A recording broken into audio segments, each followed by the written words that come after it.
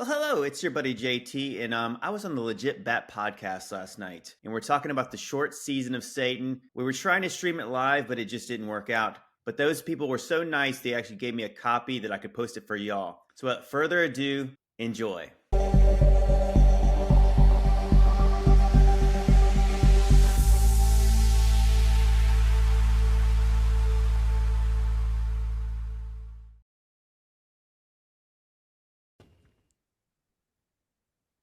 Well, hello there. Welcome back to Legit Bad. If this is your first time listening, I'm Joe. Jen is with me tonight, and so is Ben. Yay. I don't have my soundboard up today. We're doing kind of a swapcast type of thing, and we got JT follows JC. He's the host of that channel on YouTube. I'll put a link in the notes. And also his podcast, Decoding Babylon. And you can find that on all podcast players, I believe. I was searching it up today, and it looks like it's pretty much everywhere. I learned about this guy through my brother Josh Monday. Shout out Josh Monday, Christian and Conspiracy podcast. And I listened to the show you guys did a couple weeks ago, and it was really interesting because what we're going to talk about tonight, or at least start out with, we'll see where we go, but is basically how we're in the 1,000-year reign of Satan right now. And that makes sense in so many different ways, not just from the biblical stance. Like, think of, of that what you will, but we've talked a lot about manipulated history and how there's some people think there's like 1,000 years that was deleted from history and they were adding that extra one. So we're actually in the year like 1024. That's a different rabbit hole to go down, but there were so many different connections when I was listening to that show that I wanted to get you on and talk about that. So why don't you give us a quick, intro of yourself and what you do over there on your channel, and we'll get going.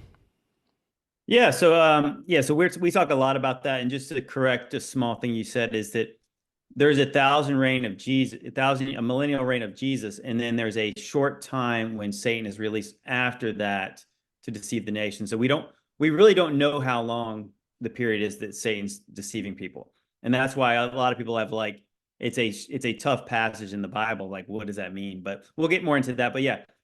My name is JT, or Joe, as yours is, but I go by JT online. And I'm a Christian guy, but I'm also a conspiracy theorist. So I see everything everyone else sees, and so obviously I'm trying to interpret that through, a biblical lens. And I believe that Jesus is the truth. And when you find out everything's a lie, eventually it leads you back to, hey, this kind of keeps coming up again, and so many things make sense with that lens. But yeah, I'm on, TikTok, Instagram, YouTube, all the things.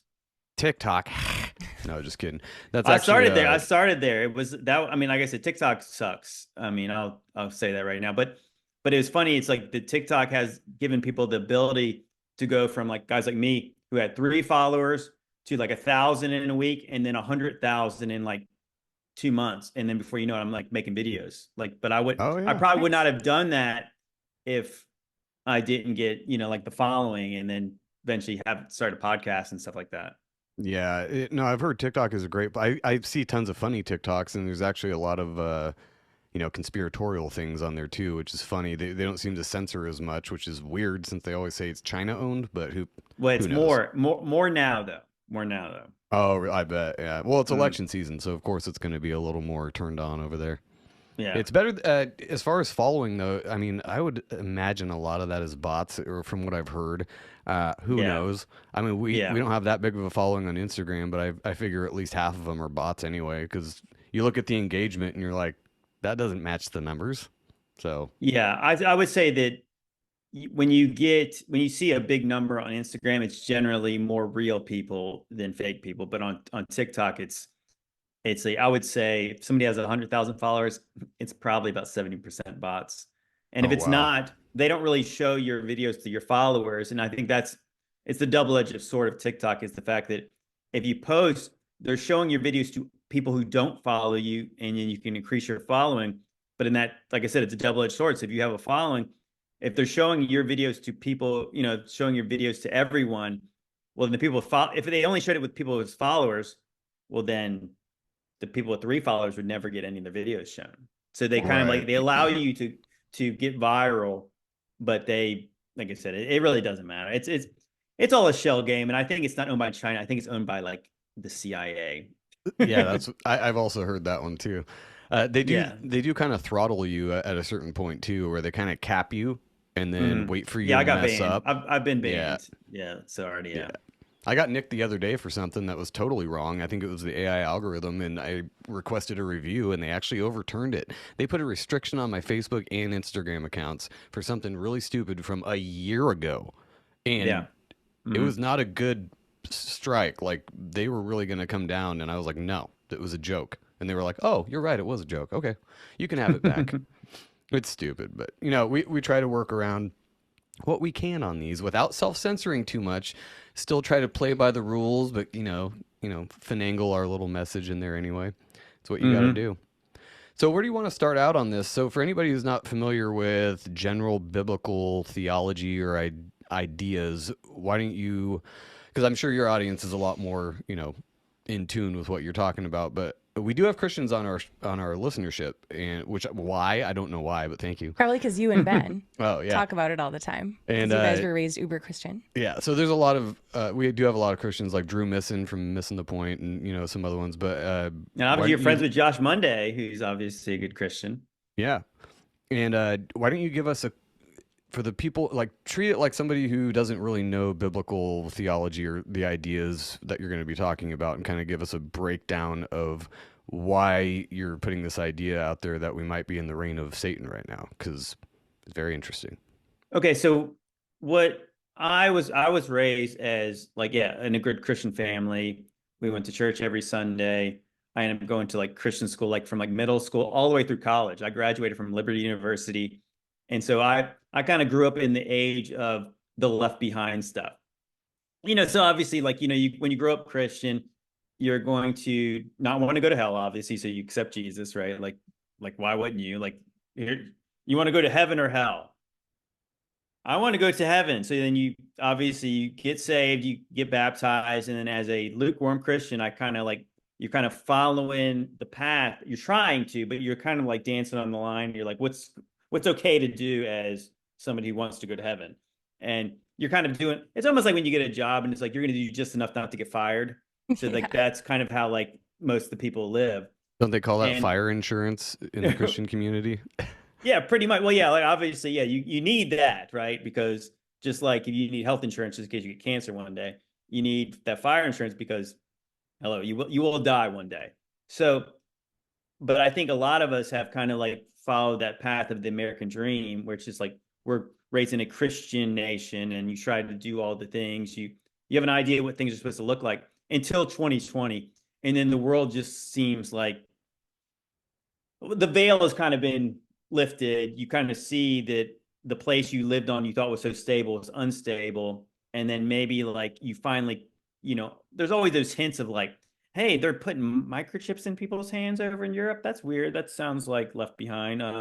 They're doing all this stuff. And then like, obviously you get into like the pandemic stuff and then the election stuff. You're like, wow, it does seem like the world has shifted big time. Could this be like living out the book of Revelation?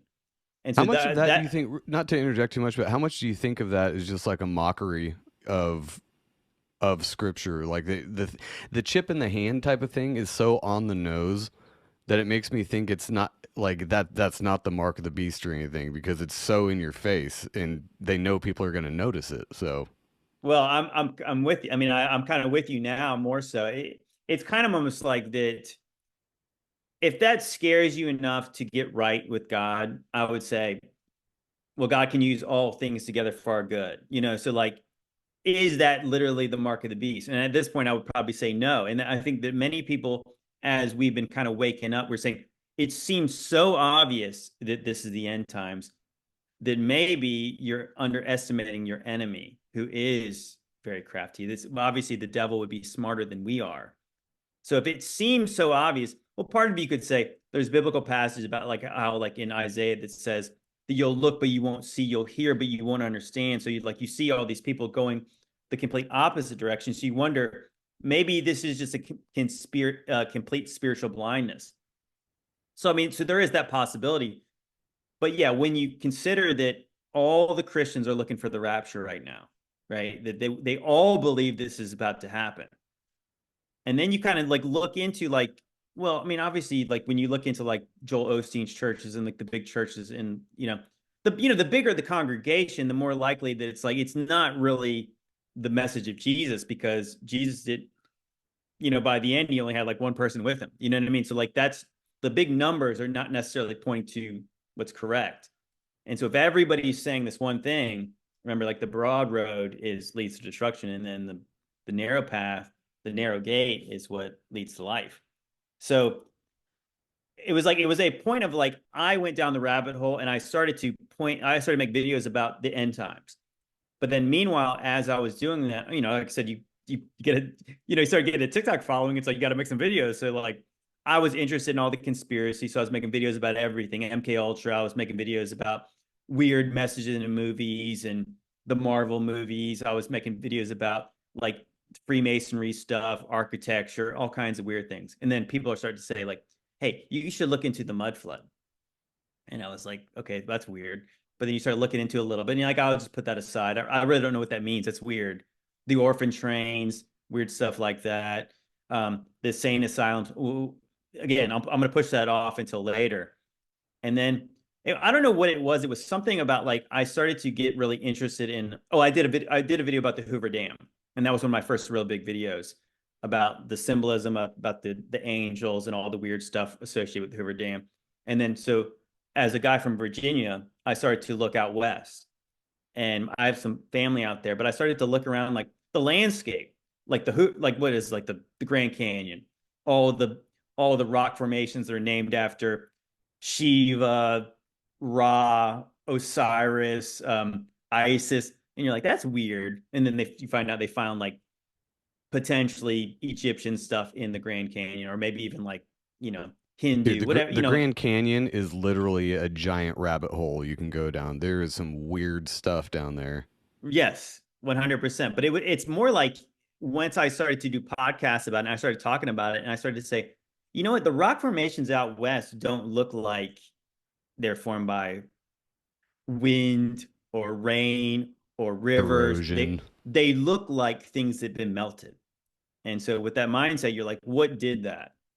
Well, if you actually look into the Bible, it talks about what's described in the day of the Lord is that the mountains are going to melt like wax. Well, I've been to was it the Valley of Fire? It's right outside of Las Vegas.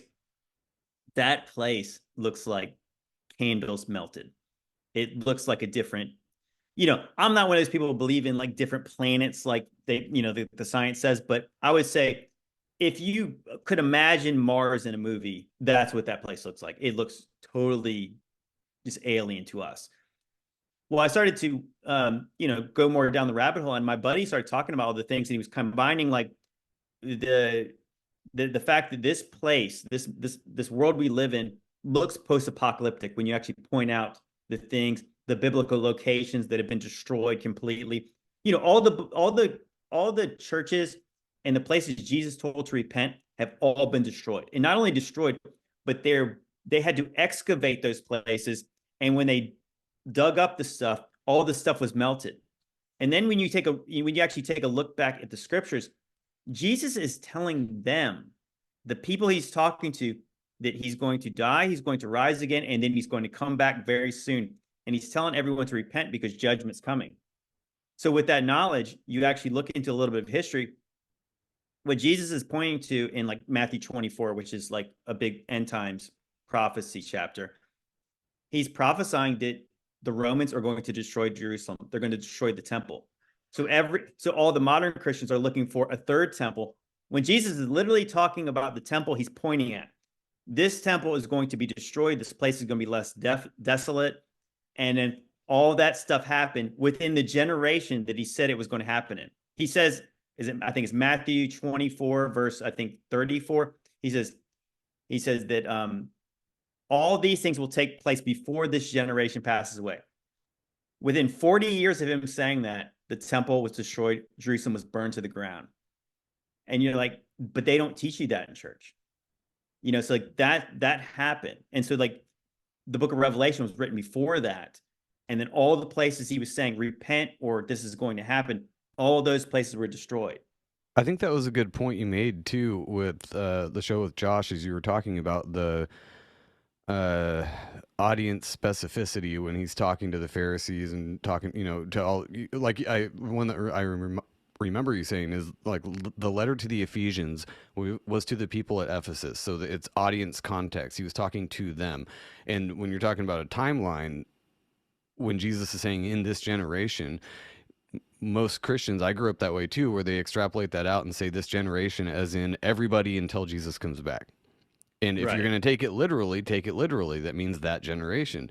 So the end of the world back then, or Jesus coming back, Rome being destroyed. I don't know what your timeline is on all that, and I want to talk about that too. But yeah, I just thought that was a good point you made. That if you're going to take it literally, take it literally. He was talking to them in that generation, not a generation 2,000 years from now. Well, right. Well, that I think I read a book from an author named Michael Heiser, and he wrote about a lot of the spiritual things in the Bible. But one of the things he said that actually really stuck with me the most was that the Bible was written for us, but not to us. So the Bible's obviously, it's got prophetic books, it's got historical books, and it's got letters. So there's different types of books, but obviously it's audience relevancy. So it's like if you and I were talking about the stuff that's going on in the world, we wouldn't set up everything by like explaining everything that's going on. There'd be an understanding between the two of us that you obviously know certain things, and we'd only be talking about other things. So with like the modern church ignores all that, like it doesn't matter. But when you understand that specifically the Gospels, right? So Jesus didn't write the book of Matthew. He didn't write the book of Luke. He didn't write the book of John. He didn't write the book of Mark. So people are writing the things he said to these people, right? Wouldn't that be cool if he actually did write a book, though? That'd be awesome. The book of Jesus. He sort of did when the book, the Revelation is the revelation of Jesus Christ. So it's like Jesus is telling John to give these messages to these churches. So like, if you really think about it, isn't that it's obviously to them? So one thing that really tripped me out it's like the things like when you finally realize this, the thing you wake up to is like in the book of Daniel. So Daniel chapter 9 is where a lot of people get all the end times prophecies from. So Daniel's getting these prophecies from Gabriel, or he's having a dream, and then Gabriel's telling him what it means. At one point, Gabriel says, "Shut up the words of this book until the end times. This is not for this generation." And so Daniel, you get the 70 weeks of like the 7 times 70. 7 times 70 would be 70 weeks, 7 years, 490 years. Well, it starts with the rebuilding of the temple, or the decree to rebuild the temple. And then 490 years later, it's like really the end times. Well, so he's told to not tell everyone this stuff because it's not for them. It's for the end times. Well, when Jesus is on the earth, he's actually quoting the book of Daniel. And then you get to the book of Revelation 22, it actually says, "Do not seal up the words of this book because the time is at hand." So if the book of Revelation was supposed to play out 2,000 years later, it would say that. So when everything's really soon, and then if you read the letters, they're all saying that the Lord is coming back soon. And why did they think that?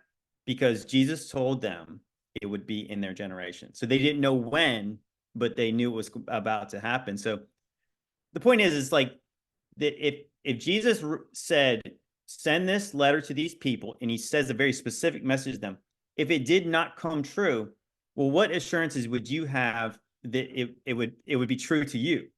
You know what I'm saying? Like if he didn't tell the truth to them, it's not true at all. You can learn something from the message he said to them. And I'm not saying it's not for, that's what I said, it's not to you, but it's for you.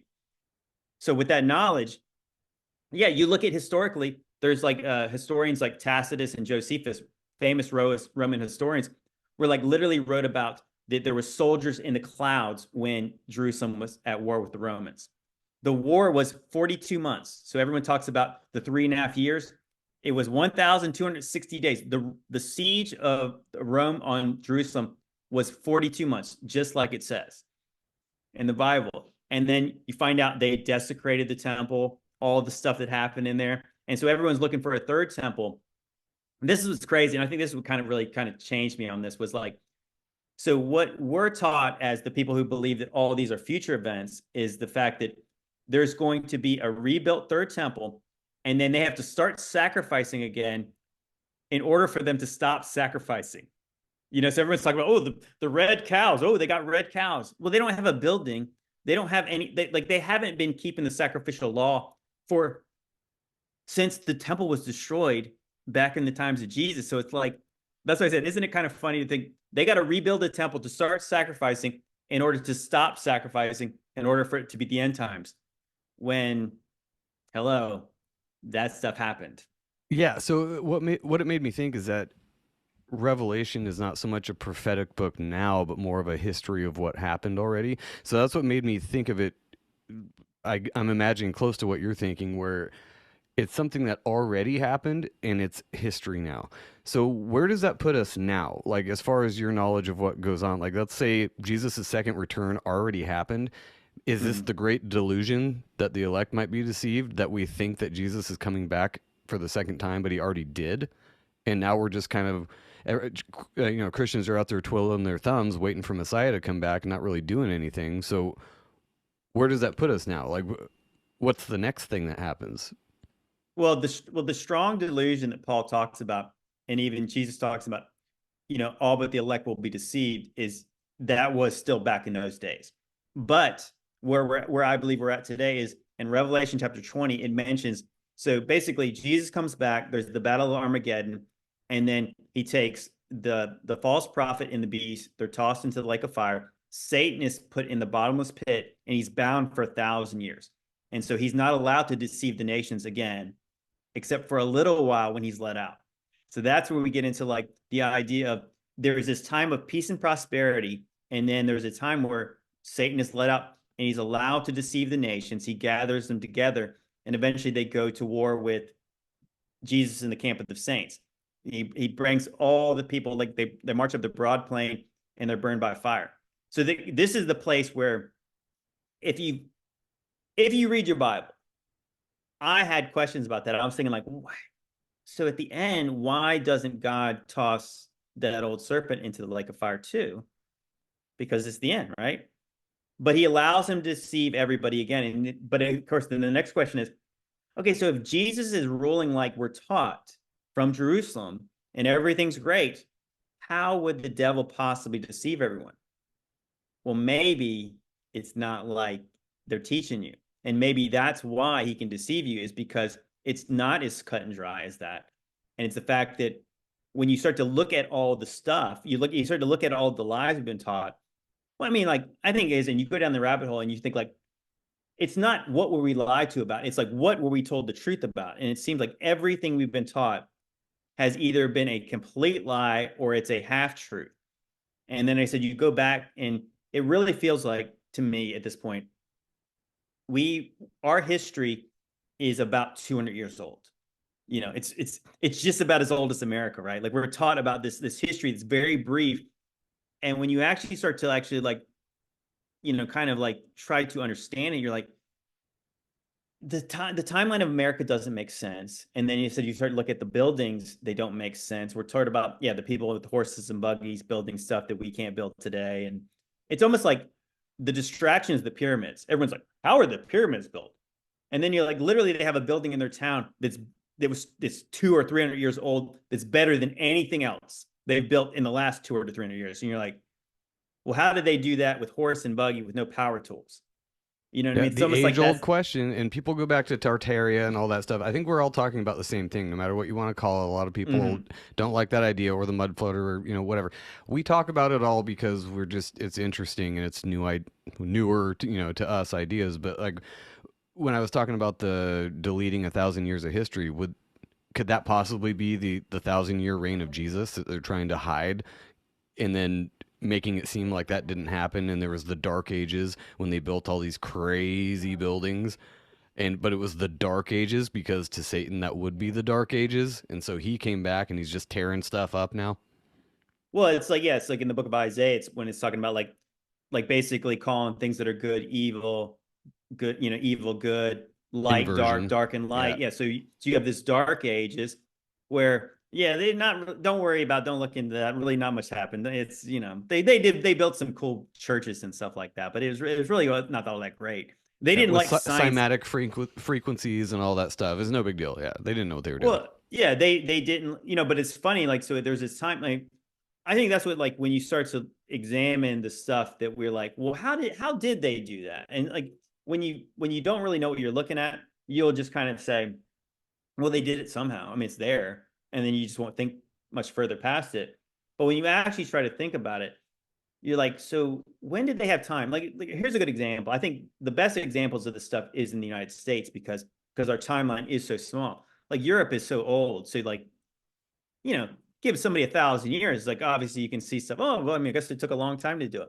But in the United States, you're like, when you go through like Washington D.C., I'm from Virginia, so I've been up there many times, and I was like looking at the place, and I'm like, what I would need to believe in order to believe this is you have to have a time of peace and prosperity, which if you know, the history what we've been told is we had neither in this country for almost any time. You really think about it. We were at war with the British in the late 1700s. Then we went to war with them again in the early 1800s. Then we fought the Indians. Then we fought like the Spanish. Then we had a civil war. And then before you know it, it's like almost like World War I and the Great Depression, all this stuff. Meanwhile, the country expands westward. They build amazing structures all over the place before income tax, right? So where did the money come from? When you see like a place like ancient Rome, you'd say, how did they build that? Well, the Romans conquered the whole world. They fought in foreign wars. They brought plunder back to the country, and then they built their capital to look like amazing, right? They brought slaves, they brought gold. Okay, so we didn't win any foreign wars, at least we're taught back in those days. Literally, they talk about Washington, D.C. being burned down by the British in the War of 1810, them building buildings like twice, which is like, that's a common theme in this country where they built buildings 2 times because Chicago burned down, San Francisco burned down, St. Louis burned down. Google whatever major city you know of and say Great Fire, and sure enough, there was one. Yep. So And you're like, speaking our language right now. Ben loves this stuff, and he talks about what year is it? The 1890s or 1860s? But he loves this stuff. That there's something that happened in that time period that is not what we're told. How were there no people though to keep track of it? I guess how is there not one message that got through to certain people? The mainstream one. No, but the secret message of no, this is what really happened. Well, here's possibly what it is. And I think, yeah, that's a good question. I mean, obviously a lot of these questions are good. It's like people talk about right now that you can't find really old. It's hard to find books from before then. And sometimes they're like, you might find murals, you might find paintings, obviously you might find certain writings here and there. But overall, yes, correct. There's one story. But when you actually look into the story, it's like it's very kind of unclear. Here's an example. It's like the Pantheon in Rome. So the Pantheon in Rome is this big building. It's got the biggest unsupported concrete dome in the world. If you go look it up on Wikipedia, it'll say it was built somewhere between in the 1st century and like the 5th century. So like the gap is like 600 years. So the truth is, like, when you actually look into history, it's really unclear. They even tell you that history is written by the winners, and then you find out like who are the winners. Well, you have Rockefeller, you got Carnegie, you got, JP Morgan, you got Vanderbilt, you have all the people who take credit for all the infrastructure in the whole country. And they basically did it all in the 1800s. When again, this is when the country's at war, there's a civil war, everything's they're driving happening. Horses and buggies, but they're doing all this stuff, and they're inventing all this stuff at the exact same time. Things are being invented and they're becoming obsolete almost immediately. Like the technology just goes from like here to here. Like, I mean, if you believe what we're taught, they went from like making a car, and with 100 years, they went to the moon. Okay, so I'm gonna jump in here on this because we're watching the new show that they came out with on Apple TV. Thank you, Joe. Called Masters of the Air, and it's basically the third series that Tom Hanks and Spielberg made. They made Band of Brothers, and then they made trust Tom them. Hanks. Pacific, and then they made this one. And so it's a really fun, dramatic show. But the conversation that we were having is, I go, the reason why I don't trust and have that trust what we've been told and have that whole 1890 theory is because one of the veterans that is kind of promoted in the Marines is this guy that had some very exotic awards. He was given the highest award from France and received the Medal of Honor twice. He was in a war prior to World War One and then served in World War One and some of the follow-up stuff. And I go, can you imagine that guy's mind blow when the first war he was in was still like repeater rifles? There were no planes, there were no tanks, and cannonballs. I go, and the very next war he's in, about 20 years later, there are planes, tanks, mines, flamethrowers, biological weapons. I said, and of course, then it goes from there where World War II still had all of those elements. They were just better. Okay. So I go, with what you were talking about in how it just skyrocketed in invention.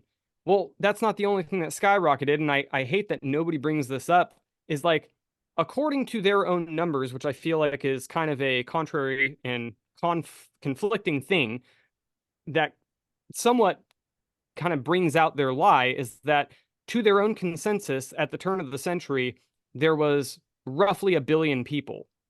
Yeah, I think I've read that, in 1800 there was 1 billion people. In the first century there was 100 million.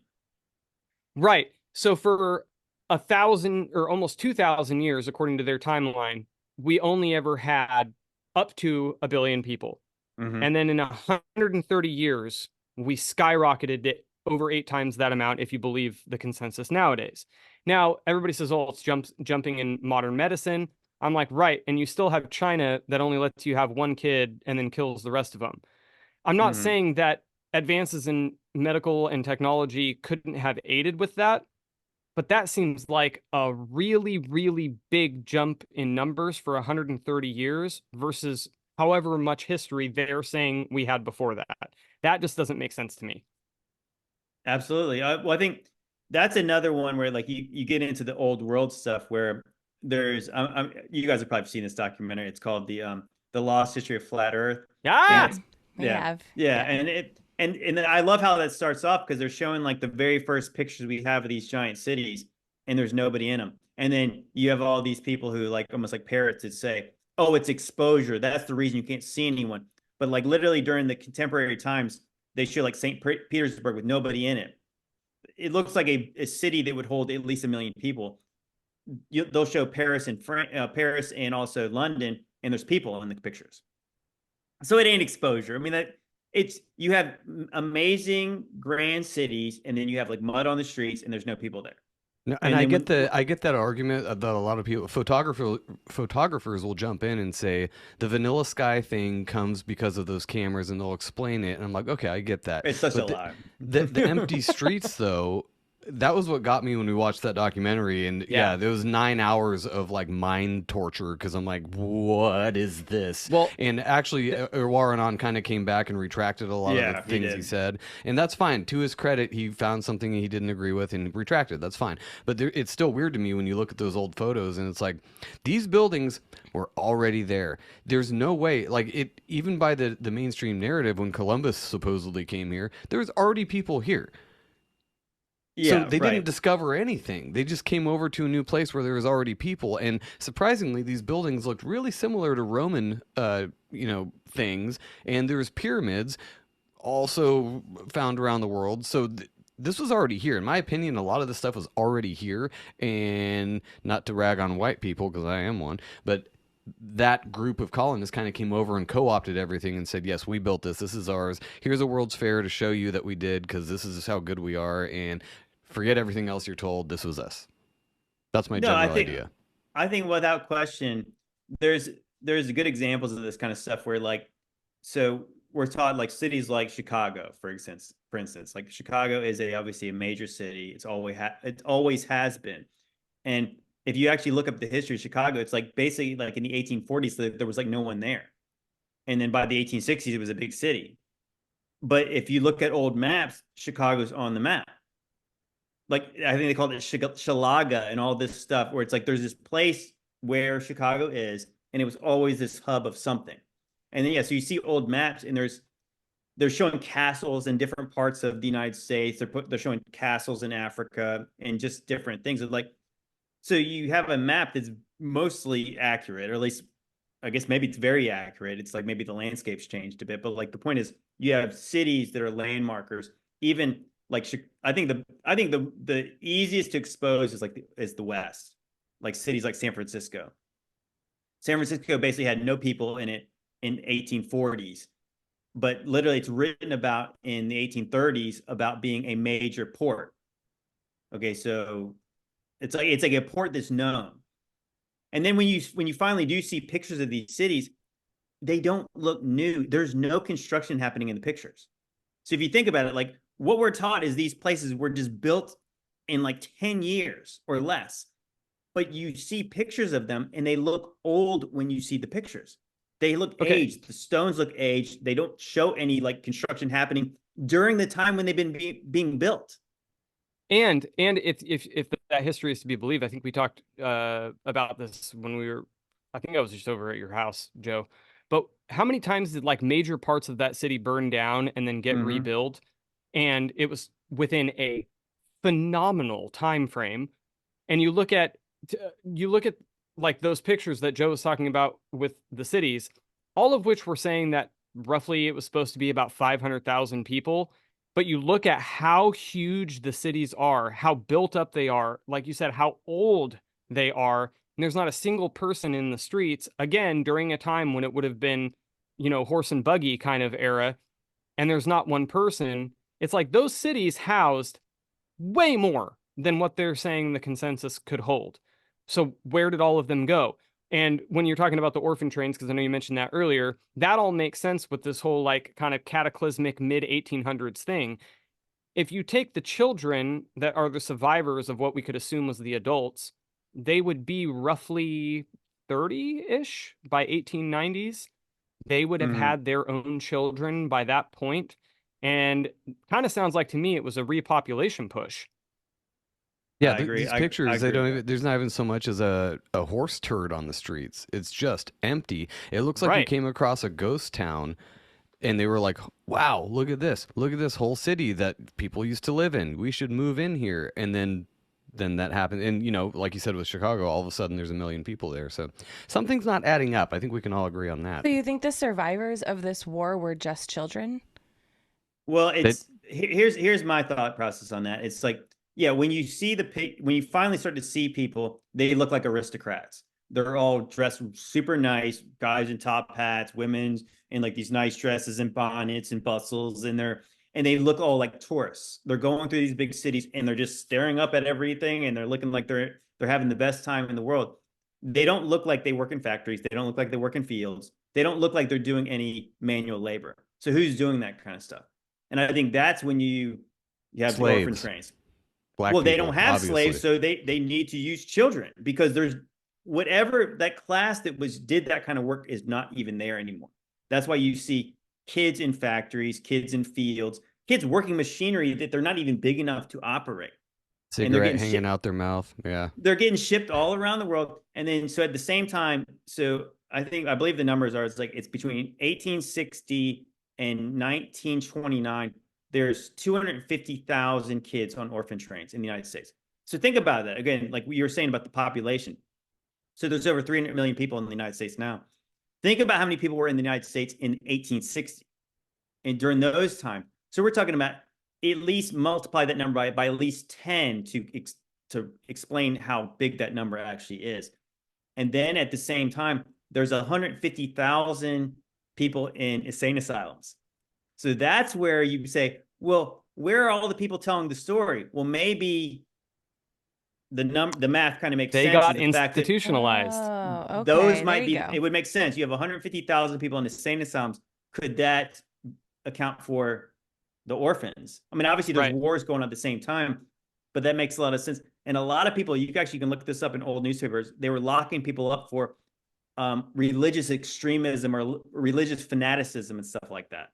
Yeah. Right. You also maybe they were talking about the stuff. Maybe they were talking about the stuff that happened not that long ago.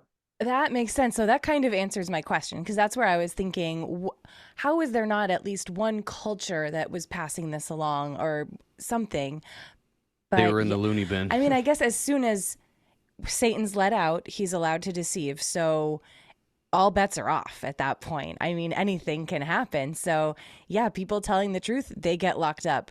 You have kids, maybe he can make people forget everything as well. So they don't even remember who they are. With the Looney Bin thing is that they were the people that weren't brainwashed by whatever witchcraft was going on at the World's Fairs or something like that. And they were like, no, this is not what happened. We remember what really happened. And they're like, you're insane. Go into the asylum.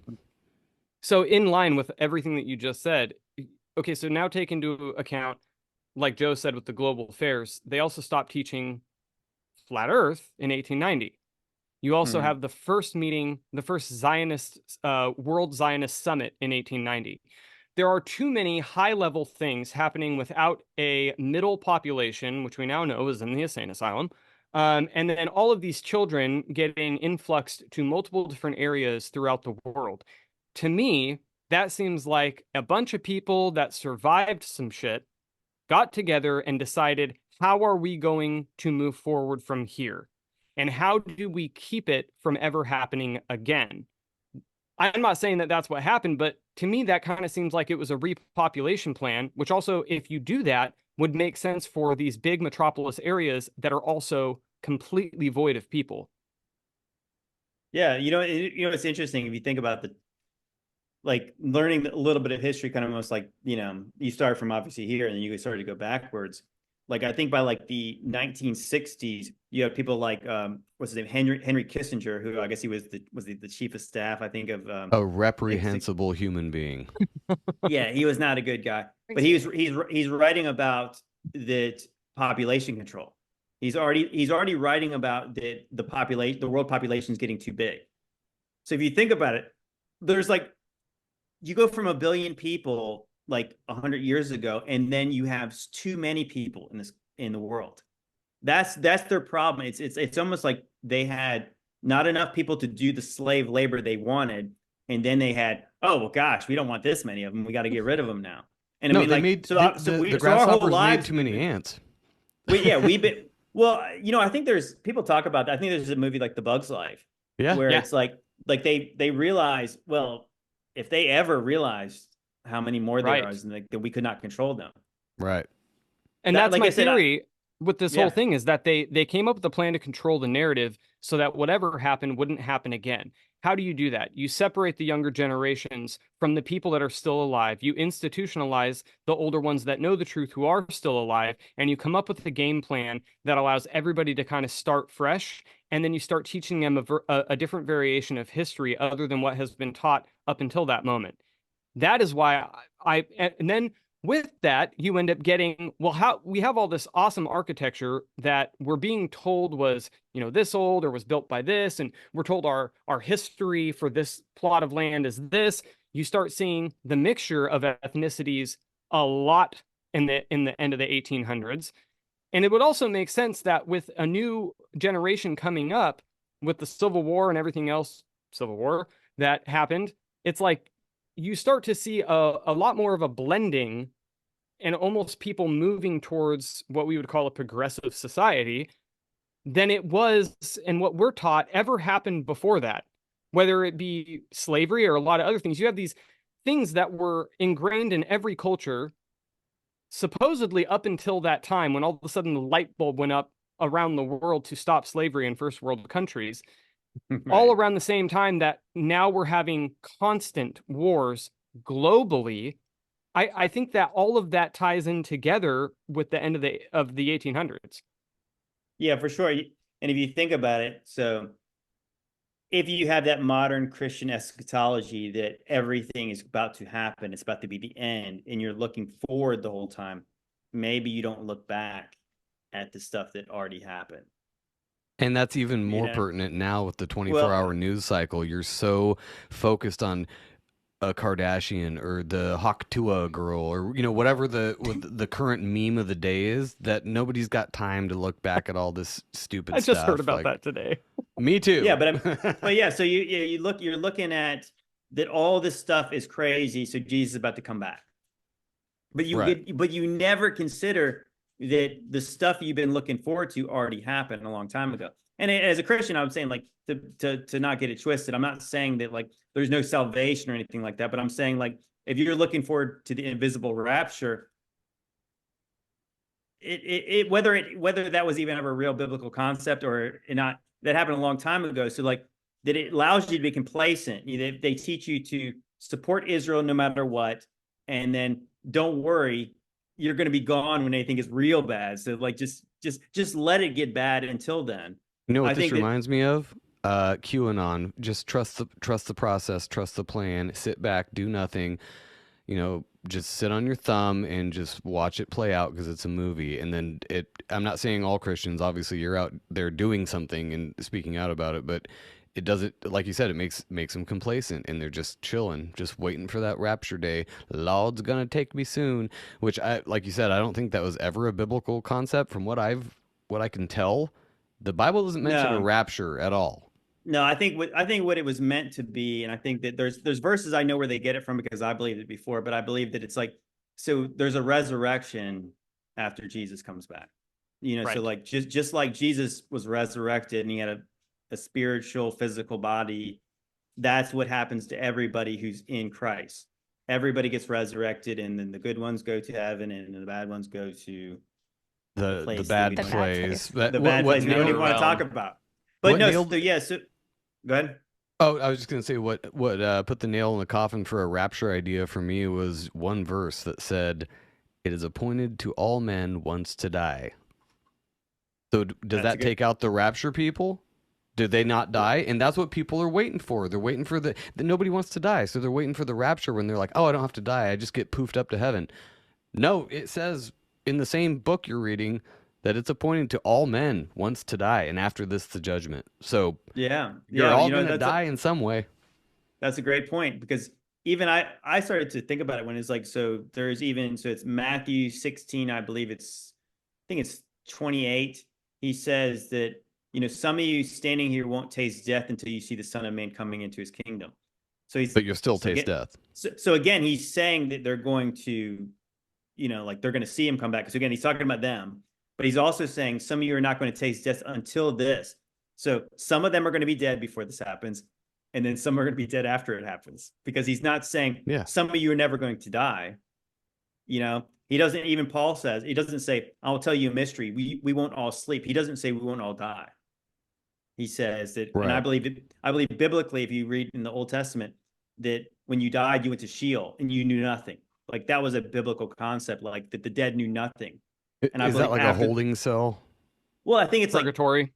It's so obviously our modern language has simplified a lot of kind of nuanced terms like heaven and hell. So like Sheol was like what you might say is hell, but there was a bad part and there was just like a part that was everyone. It was like an okay part.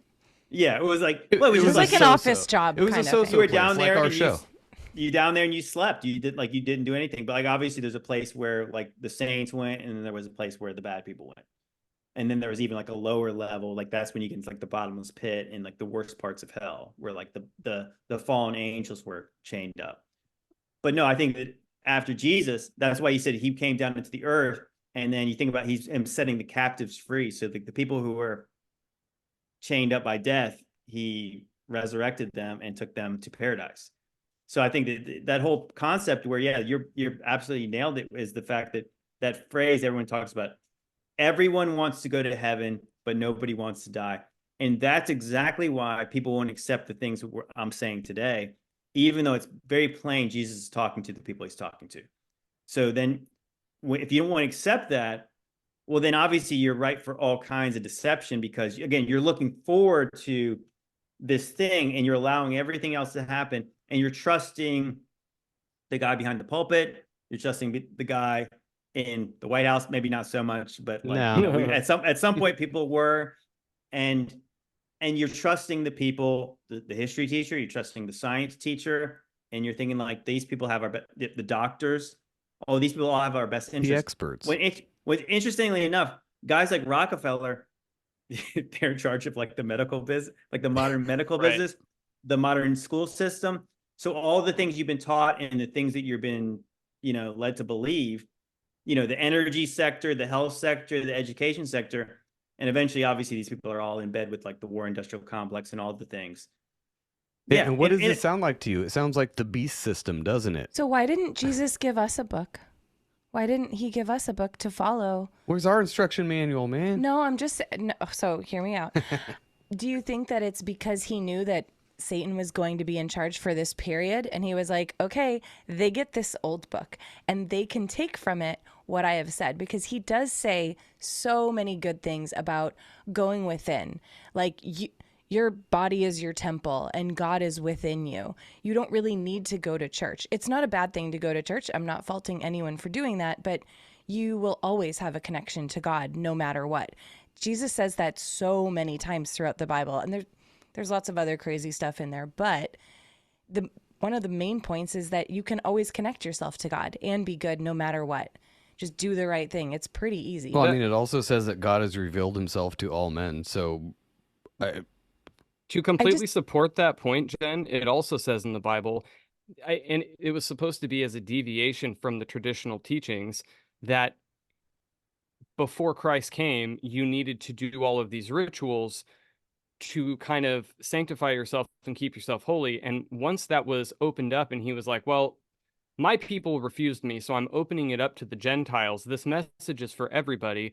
He said, where 2 or 3 people are gathered in my name, there am I in the midst. So you don't have to repeat rituals and ritualistic tendencies to be able to connect with God. That was the entire message. You can do that on your own. You can do that in a small gathering. As the idea was that if you can do what we're doing here, you could call this church. No, it's not a physical church, but it is what we're doing. We are talking with each other and bouncing these ideas off of each other to gain perspective and be able to grow. You can do that with anybody. Yeah, and this is just to clarify, this isn't to say that you are God yourself. I think that's where I would draw the line at blasphemy. That's an important distinction. I know, and even though I think there is a Bible verse where somebody says, "Haven't I told you ye are gods?" But that's probably taken out of context, or it's not even a real verse. Yeah, but it's no. I would draw the line there where, you are God yourself. No, have you tried? Creating something? Have you tried making a man or like a universe or something? No, probably not. So I don't think you're Jesus God. does talk about all the things we can do as humans to be like him in Mark 11:20, my favorite Bible verse. But anyway, I've said it numerous times, but okay. God. No, yeah. No, I was gonna say that. So why hasn't he given us a book to kind of map out this? Yeah, to help us out. Well, because the righteous live by faith. Okay, so if you understand like that, the Bible starts basically, once you get past like Noah and the flood, you get to Abraham. And so Abraham's given a promise by God.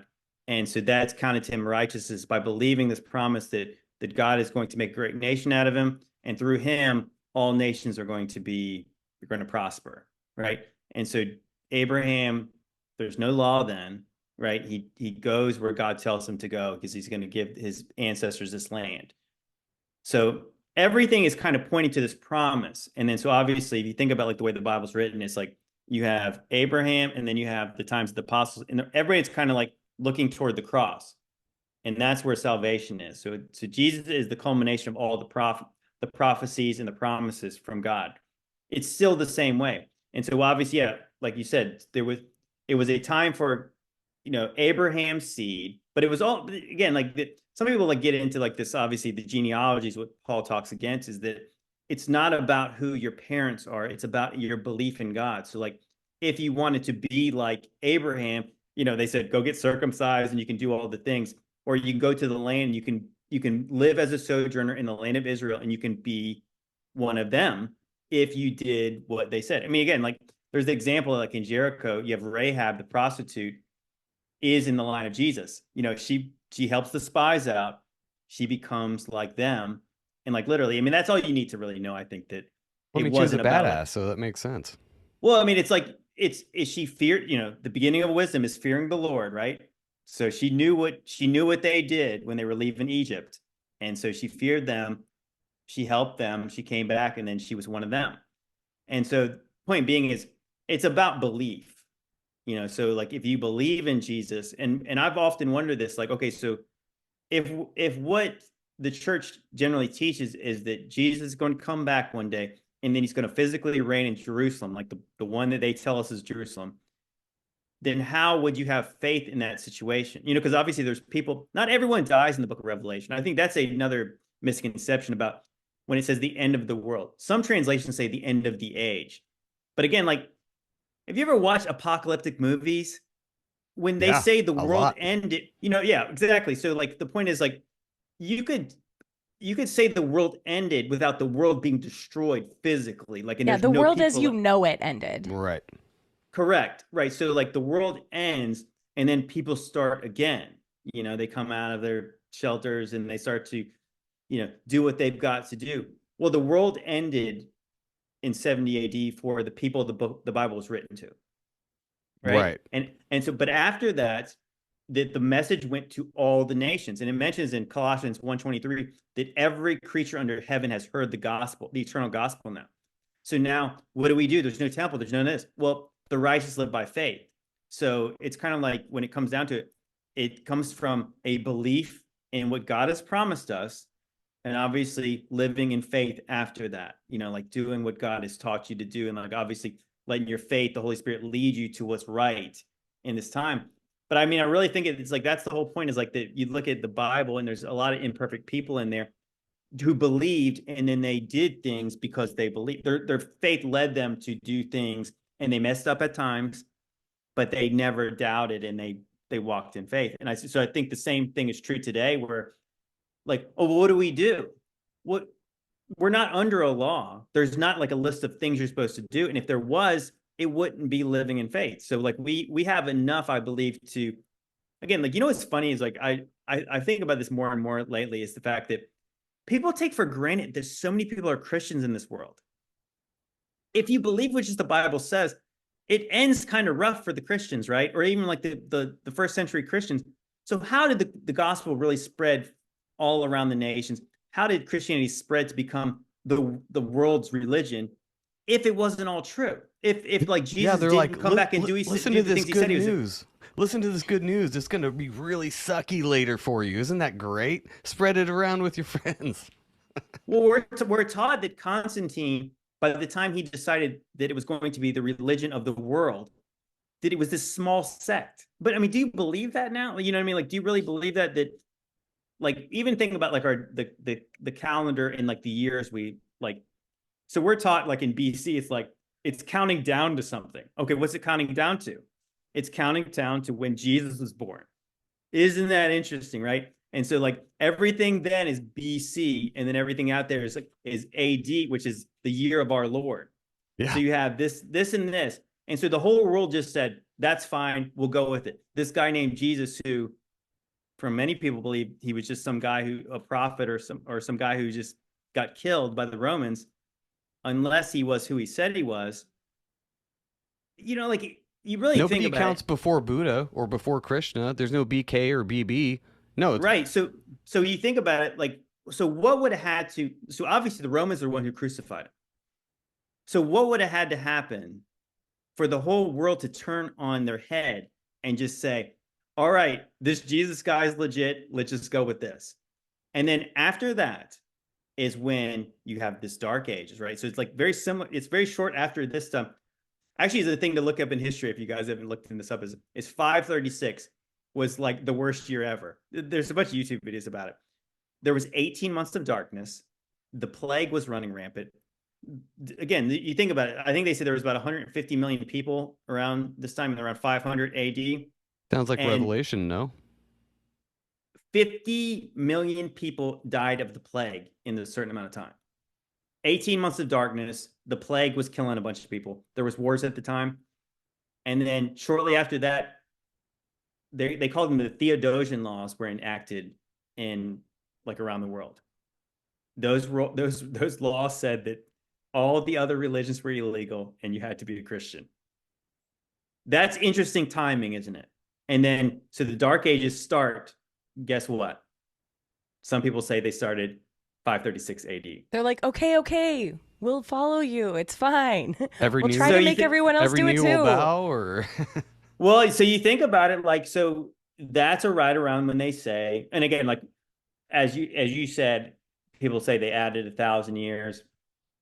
I believe that it might not be so simple as that, but I do believe that people have proved over, like I guess there's a guy, I forgot what his name is, Falenko, I think. He's looked at like like basically based on like the constellations and like the kind of like the Mazzaroth, the zodiac, that the ages are messed with. They have added time, and he's shown that certain historical figures and stories around the world match up, and they're kind of more like they spread certain events out.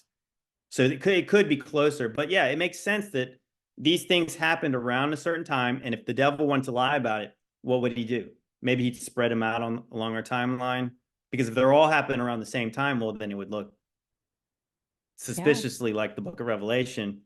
But if they spread them out, it'd be just enough cover for, obviously, me first Christians to just say, oh well, obviously we're the generation where Jesus is gonna come back to. We're the important ones, right? Not the ones who were getting fed the lions and everything. Right. So How much time do you think Satan has? that's we were talking about that earlier, but I was kind of wondering that too, where it's like, what are we doing then right now? What are we waiting for or looking forward to? Are we waiting for, like, I don't even know, because I don't know past Revelation. What's your idea on that? Well, so biblically on the timeline, what you would have is you have, again, Satan gathers the nation. Satan's let out, he deceives the nation, and he gathers the nations to make war against Jesus and the saints. So maybe that's why there's no specific time mentioned, because you think even similarly in the Bible, it talks about that like certain places are going to be judged. Think of like Nineveh. So Nineveh is going to be judged. He sends Jonah to go tell them to repent. Well, they do. So then they get more time. Well, eventually Nineveh gets judged.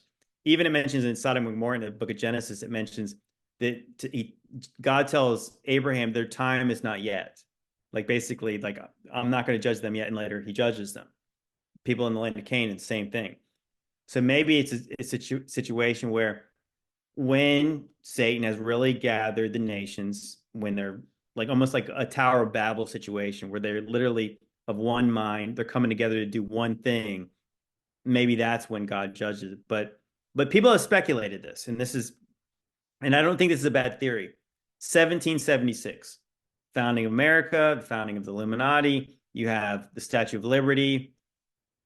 I don't know if you guys have seen this stuff where it's like the Statue of Liberty, interestingly enough, has a chain around her Oh yeah, ankle. there's It's a lot of broken. weird stuff with that thing. It looks an awful lot like this Lucifer statue. They're very similar. It's like it's even think about like this the what is the mantra for the Statue of Liberty is light illuminating the world.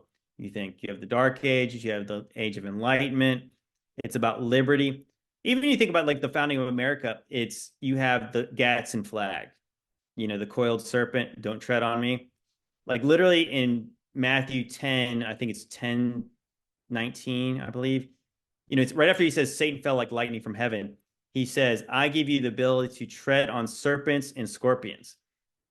The Gadsden flag says, don't tread on me. It's literally a coiled serpent. And so that's the mantra of the rebellion of the colonists against the British. At least that's what Huh. we're taught. I mean, so like Yeah. you think we're a Christian nation, we've been taught. Wouldn't they know that that's kind of an antichrist message right there? Like, don't tread on me. Like we should be one. I don't want to represent myself by a snake. If you're a Christian, I Same. don't think you would. So the point is, it makes sense that if okay, let's just say we know that the mid 1800s looks really weird in pictures, but we don't really have pictures before that. So there's something that happened early 1800s, maybe late 1700s. Revolutions all around, the French Revolution too, right around the same time. There's wars everywhere. And Wars and then rumors of wars.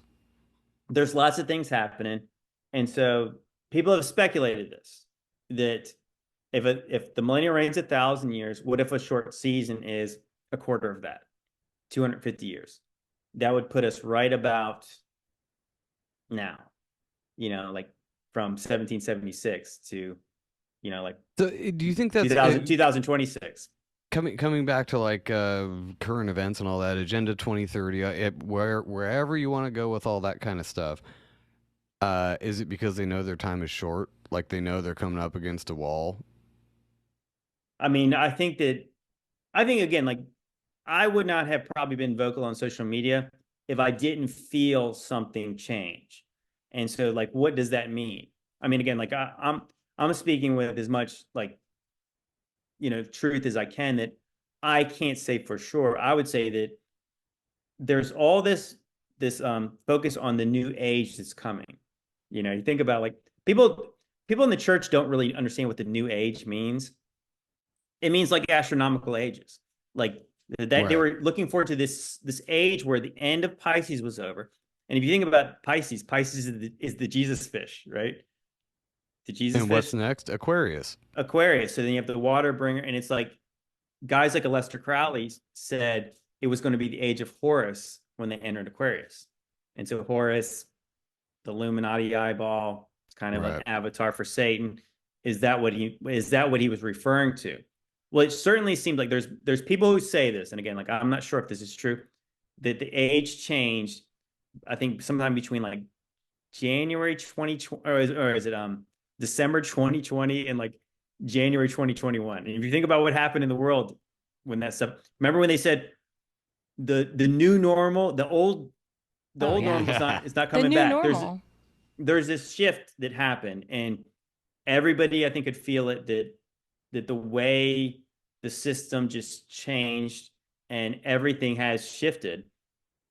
It does really seem like that with the chaos, even between the elections and all that stuff, things just went haywire. And it was almost like we used to be a little more subtle with this stuff, but we don't even care anymore because it has to happen now.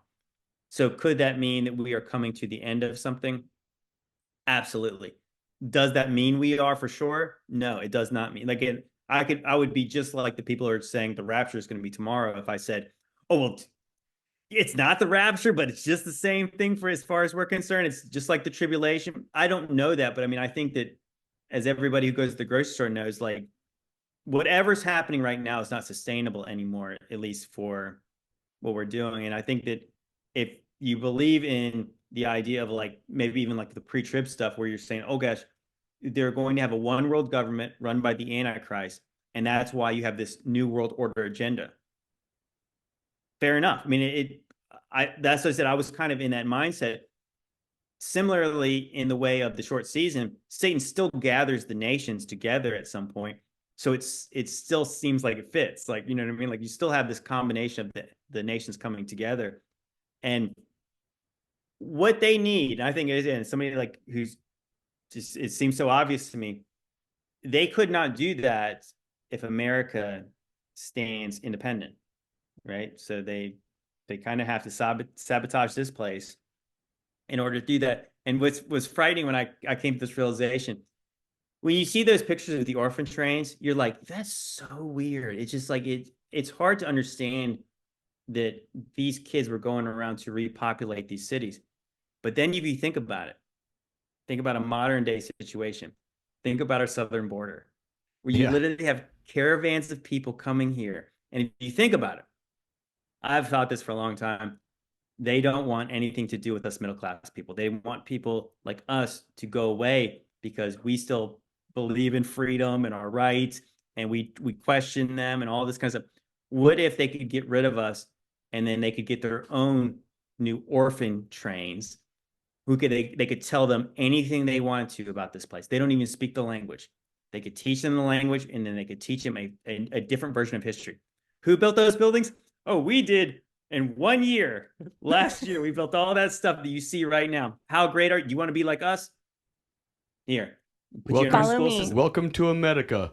Yeah, and I actually appreciate before we wrap up here, I wanted to get your view on I heard you mention that you kind of are thinking cyclic, like there's the cyclic nature of history in the world and everything.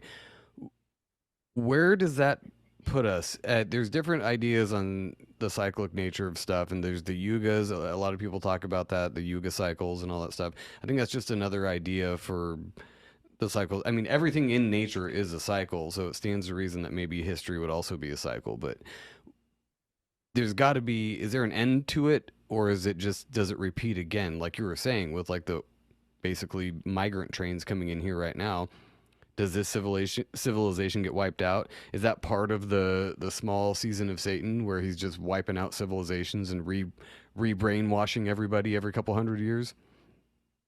I mean, obviously it says in Ecclesiastes, there's nothing new under the sun. What was will be again. It says there's no memory of past times. There'll be no remember of this place at some point.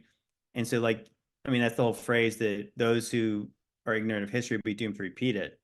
So obviously we know there's a lot of ignorant people. So that's why they wouldn't want you to know what happened before.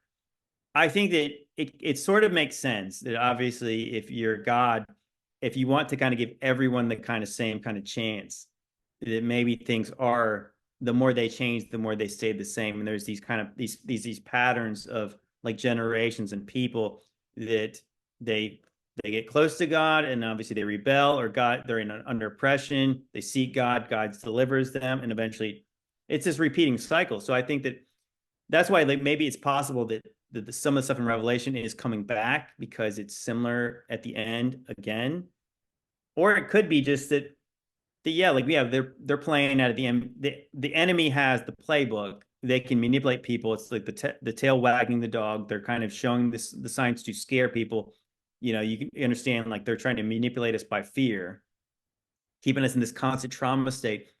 But I mean, I have wondered that like even in the book of Revelation, it mentions at the end that when there's this holy city, you know, at the very end, it says no evil will be able to enter this place. No unclean thing will be able to enter the gates. Well, it's almost like, well, if they were all in the lake of fire, you know, like, is there, you know, like, isn't that kind of redundant to say they can't come in?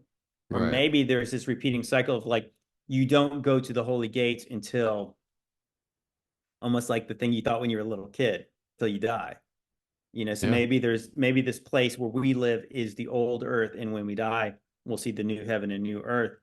And this place is again, it's like the testing ground, you know, who's worthy to go to the pearly gates and who's going to go down to the hot lake, Literally, you know.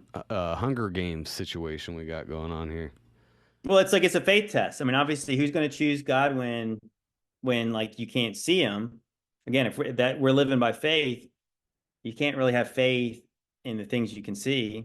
You have to have faith in the things you can't see. So like that's why the God can use the devil, even as bad as it sounds, when he's got something much better when you choose him. Yeah, it's 100% fear based. If you are afraid and someone reaches their hand out and says, I'll help you, but you know God could help you, will you take that physical hand or will you trust in God? I think that's Amen. what Satan's counting on. Well, yeah. I think God is too. Well, it's the whole idea of like that Jesus says that those who would seek to save their lives will lose it, and those who would lose their lives for my sake will find it. So like, yeah, it's kind of like it's way easy to say what you believe when everything is good, but when the chips are down, what do you actually believe in? You know, like what do you do? When And you're I in a think panic moment, what are you going to do? yes, Yeah, exactly. it's basically it's easy to virtue signal, but when it comes down to actually figuring out what you actually believe, it might be a little different. You might fold a little easier than you thought you would, but I mean, hopefully not. I think everybody's learned a lot from the last few years, and people like JT here coming out and sharing what he knows with us, and everybody figuring things out on their own. And I mean, not to close with a Bible verse, but it also says, lean not to your own understanding. So don't trust yourself on any of this. Look to JT. No, I'm just kidding. no, Look definitely to don't do JC. that. Definitely don't do that. Yeah, I would say that a lot of people, like, obviously when you start talking about these things, because this will go against what their pastor taught them. So that you get called the false teacher, false prophet, whatever you want to say. I'm saying that if you guys are left with anything from me today is audience relevancy, read your Bible. Again, if you read your Bible, that I can talk to you about the history stuff, the funny stuff in history and all the weird stuff. But how I really came to this conclusion was that Jesus was talking to the people he was talking to, and he was saying to them that he was coming back soon. So how did all the other things, that's what people get questioned us all. Like, well, so when did this happen? But when did this happen in the book of Revelation? When did this happen? I was like, I don't know. Again, if I can't tell you I trust history for sure, all I'm saying is I believe if Jesus said he was coming back then, I don't know how it all worked out, but I believe what he said. So if you go into the reading your Bible with that mindset, I'm not sure whatever happened after he said this, but I know that he tells the truth and I know he's not a liar. So what happened after that? Well, that's the journey that I'm on right now, is that I'm going to try to find the things that people ask me about. But I think that, again, this is faith, so I don't think we'll ever know for sure. But yeah, trust no man. It will will every word of God be true, as if every man was a liar. And I said that you live by that, and I think you'll be all right. No, and I appreciate you saying that I don't know. That's my favorite thing to hear from people that come on and spread what they've researched is I don't know on this question. Because if you start to just talk out of your butt and, no, then I don't trust you. All of a sudden, I don't trust anybody who says they know everything or knows the answer. Especially from a religious perspective, when every church we've been to, they're just like, I know this. This is how you should be. And I just don't feel like that's the way that a human should talk to another human. If it was Jesus, sure, no big deal. But well, no, the problem is you should be able to say, I'm not sure. This is how I interpreted it. How does this feel to you? Right. So a lot of the time, how we grew up in our church was, this is what it means. This is true. And you're like, okay. But in the same breath, they'll say, but it's a personal journey. It's your own personal journey, your personal relationship. So don't trust me, but also this is true. And this is what and it's like, no, this is your interpretation. There's a reason there's 100 different factions of Christianity, is because they disagree on little tiny things here and there. That's fine. Most of it doesn't really it's not that important. Like, you disagree on which day you should hold church service on or whatever. And that shouldn't affect other people. If you don't agree with that, and it doesn't mean anything. If that's what your interpretation of the Bible is, then sure, go to church on Saturday. Like, nobody cares. Well, I like to always leave it like this. There's things that I will argue about, and I will say that the Bible says this. And so you're not like, this is not about what I say. I'll say, I can show you book, chapter, verse. This is what it says, and I'm going to say that it's not my opinion. Truth comes from God. It does not come from me. If it came from me, then it could just change whatever I want it to be. But it came from God. So there's things that I know what the Bible says. There's things that I think, and there's things that I speculate about. And so I want you to be clear about when I say, so like when I tell you this is true, I want you to believe me. So when I say I think this, you guys can take it or you can leave it. And if I say I'm going to speculate wildly, I don't care if you disagree. I don't think we should argue too much about the things we're speculating about, because again, it's like, the things we don't really know. It's like, but yeah, I'm absolutely, like, I wholeheartedly agree with that. I respect somebody so less when they sound so definitive about things. Like, how could you know that? And if you don't bring the receipts, then I'm going to question everything you said after that. So like, I never want to be that person. That I'm just like you guys. I'm just like every person who's listening to this. I once was curious about things and I looked them up. And am I sure about everything I say? No. But again, that's part of what this is. That we'll never. It's part of life. It's part of the journey. No, and that's fine. And I love that when you can say, I don't know if this is true or not, but here's at least my thought process and what I came across to come to this conclusion. Yeah, agree or don't, whatever. Take it or leave it, but this is why I came to this conclusion. At least if you can show that. There's so many people out there, false prophets in the last days, if you want to go that far, but there's so many people that are like, this is what's true and this is what I believe. And you're like, well, how'd you come to that conclusion? That's just true. Jesus is coming back on this date. That's the first thing to be like, oh, you're setting dates. Okay, those are at least great entertainment, though. I mean, come on, that's hilarious to watch. But yeah, as we get out of here, though, thanks Josh Monday for hooking us up with JT here, and yeah, thank you so much for coming on. If there's one thing I've taken out of listening to the Josh Monday show is that if you are a Bible-believing Christian, first of all, you should be a conspiracy theorist, 100%. And also, if you're a Christian, you should believe the earth is flat. Listen to Josh Monday's podcast, because he biblical cosmology shows if you're a Christian, the earth is flat. I'm sorry. Look into it, and that's going to piss some people off, but that's fine. Also, listen to, I had to thank Sean and Matt from Tub Turkey Podcast for mentioning us on their show. And check out their AI music channel. It's a Looney Demon on YouTube. I'll put links to that in the show notes. But tell everybody on our channel where they can find you, JT, before we get out of here.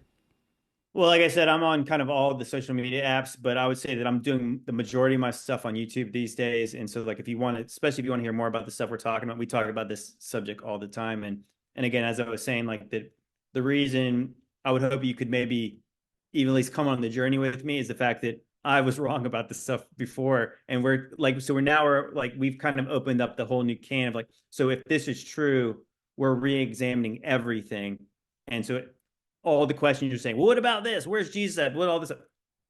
We talk about that. We talk about all that kind of stuff. So yeah, so JT follows JC on YouTube. I'm on Instagram, TikTok. I'm on Facebook. My name's Joe Telford on there. So it's like we don't have my JT follows JC on there. It's my real name. Yeah, so I'm a we're Joe gonna as dox well. you now.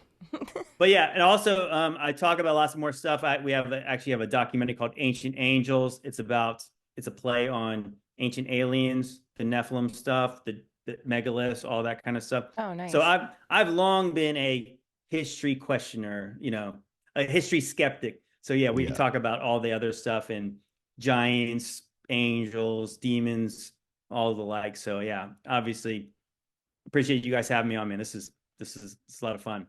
Hell yeah. Absolutely. So Thank you. I'm gonna put all your your link tree and all your links and stuff like that in there. But I do want to get you back on. We didn't get a chance tonight, but I do want to talk to you about your stance on UFOs and aliens. But we'll save that for another time because that's a whole podcast in itself.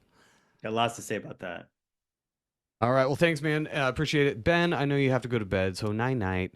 Jen, thanks for joining us tonight. We appreciate you being here. The fans miss you. Yes. JT, it was really nice meeting you. Thanks for coming on. And absolutely, this was a really good conversation. A lot of times we usually have people on that fall into one of two categories. Either they don't believe the Bible and don't know much about it, or they believe the Bible and they are exactly what you described with how they were raised and how we were all raised. And so it's really refreshing to have people like you and Josh that are in the middle and are willing to shoot conspiracies that are definitely not normal for the church. So nice to meet you. Thanks for coming on. I had a really good time with you. All right, appreciate it, man. Yeah, nice to meet you, man. All right, everybody have a great night. Rockfin YouTube audio. Peace.